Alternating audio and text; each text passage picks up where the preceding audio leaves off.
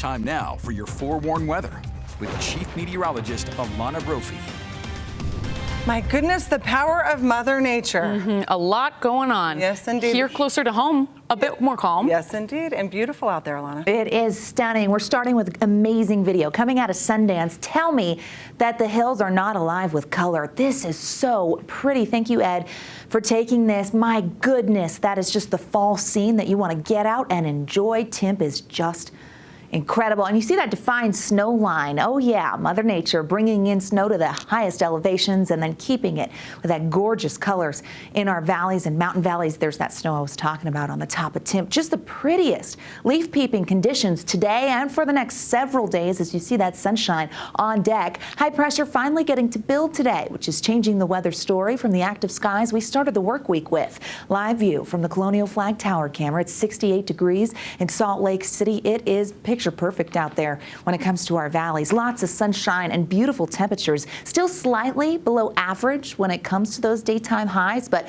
we're going to catch up pretty quickly. 60s along the Wasatch Front, 70s popping up in Castle Country, shy of that in Vernal, 73 in Moab, 72 in Cedar City, and low 80s in St. George. So it's really pretty out there. Along the Wasatch Front, we're going to see those clear skies holding steady as we get through the next several hours. Our temperatures will begin to dip. When we lose that daylight, sun officially goes down at 7:04, and we'll see those 50s showing up by 9 p.m. By ABC4 News at 10, we're into the mid-50s, and we'll bottom out in the upper 40s, mid-50s for the overnight. Okay, drought monitor. It's Thursday, so the newest numbers are here. And as we take a look at the map, we focus on eastern Utah, but we can't rule out the south because we're starting to see those abnormally dry conditions in yellow creep back in. We did see some gains on the drought monitor. Now, as you look towards the Wasatch Front, we're not battling drought conditions, and 74% of Utah not facing drought conditions, which we love. And as we look at eastern Utah, we can see those abnormally dry spots from Uinta County towards the Four Corners. In tan,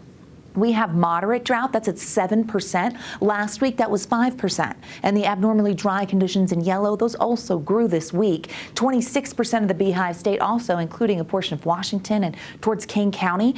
Last week, that was 22%. So we're now starting to see an uptick in some locations with a quieter pattern setting up for the remainder of our work week and through the weekend. High temperature trend, well, it's on the up and up. We're going to hit our average, and then we're going to stay above it for a stretch of days because of the high that's taking control.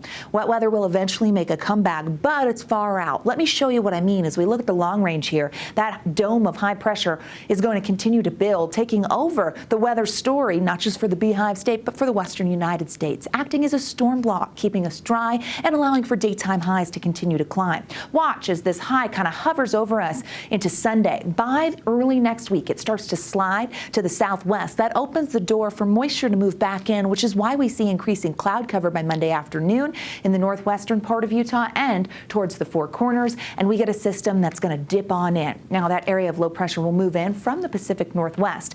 It's still a week away, folks. It looks like it's going to definitely knock down temperatures, bringing a cold front, but the wet weather, it's just a slight chance right now. Taking a look at the temperature outlook, staying warmer in the long range here and slightly drier, especially for the southwestern corner of the state. Daytime highs in the 70s, overnight lows in the 40s. Tonight, another brisk start to the day, 82 in Moab, 86 in St. George, our mountain valleys in the 60s and 70s tomorrow.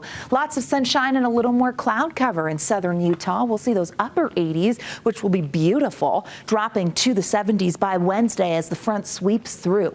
The Wasatch Front will follow that similar pattern. We have a picture-perfect weekend for you to get out and enjoy with lots of sunshine. Eventually, we're going to ease on those temperatures as we move into Tuesday, increase cloud cover, bring in that cold front, and the isolated chance of some showers moving in for the middle of next week. So we don't see the 60s again for a full 6 days, which means something to celebrate. 70s in October. I take tips. Yeah. The only issue is they're starting to talk about winterizing your sprinkler systems. And I'm like, are you supposed to do that yet? Okay, well, if you haven't turned off your seasonal water, we're kind of winding down on the season. Yeah, a lot of times we get a season-ending event. That happened for the southwestern corner of the state, so people in like Cedar City already had that freeze this week. Okay. So yeah, if Maybe you it's want okay. to, I think definitely, and you want to do that when things are dry. So that gives okay. you some time here as we get through the next couple of weeks and conditions change. So just do it a week to do it. We realize we're really lucky that we have our personalized. All right, thank you, messages. Alana.